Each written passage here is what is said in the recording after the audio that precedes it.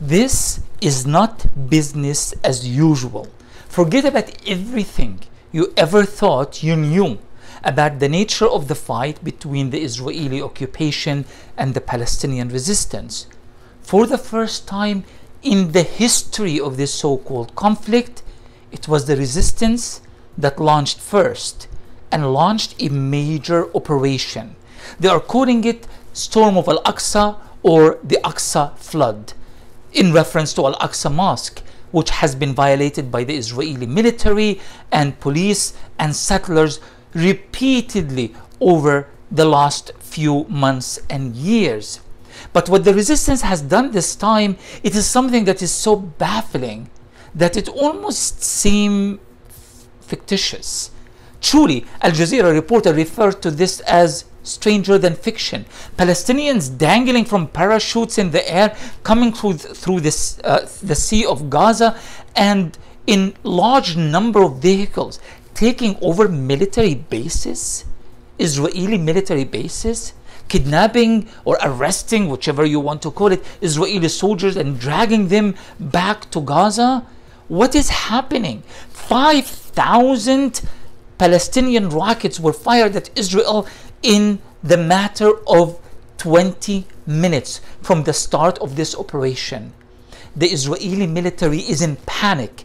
The reserve has been called from all over the country to join the fight.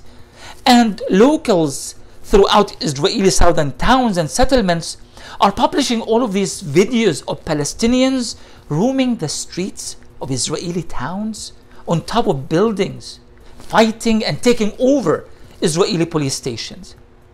I was asked by a TV station in the Middle East to join them to comment on the events. I told them I have no idea. I mean, I can talk about all the terrible things that Israel has done and why the Palestinians would be so pissed off that enough is enough.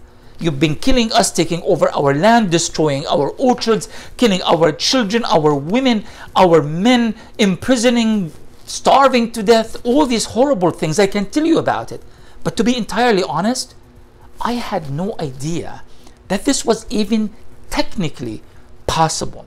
Now remember, Israel has been talking about the need to prepare for a multi-frontal attacks coming from Gaza, the West Bank, Jordan, Lebanon, Syria, Iran. And they said that they are totally ready for it. This is not even that. And not even all the resistance. One single Palestinian group called Hamas has done all of this. Now they are calling on Hezbollah, calling on Iran, calling on Lebanon, calling on Syria, calling on Iraq, on Yemen, on Algeria and Morocco and Pakistan and everybody to come to the rescue, saying that this is going to be the fight that will finally liberate Palestine from the Israeli occupation. I don't know what's going to happen.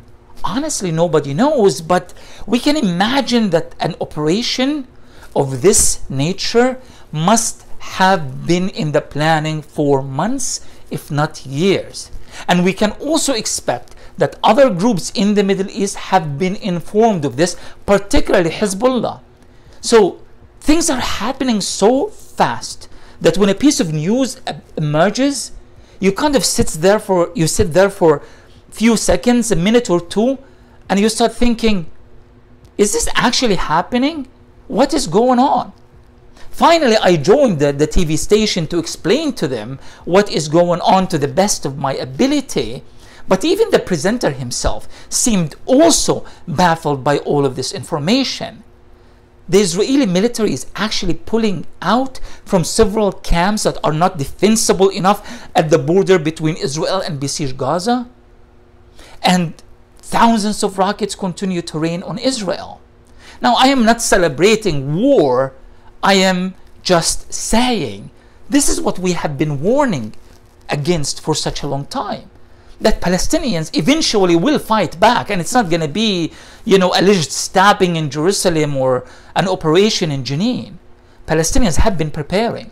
They are angry, they are frustrated. They have been calling on the international community, come to our rescue, please stop with the statements and the declarations and the condemnations, come to the rescue. We are dying, and we are dying alone. because the Arabs are normalizing, the Arabs are selling out, the Arabs are celebrating the inclusion of Israel into the new Middle East. Netanyahu was just bragging about this at the United Nations very recently. And the Palestinians are just sitting and watching. Well, it turned out that they actually were not sitting and watching.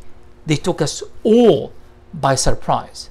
For more information, go to PalestineChronicle.com. We have around-the-clock updates and news for you to try with us, try to understand what is actually happening.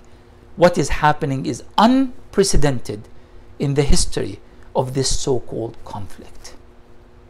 This was Ramzi Baroud. Thanks for tuning in.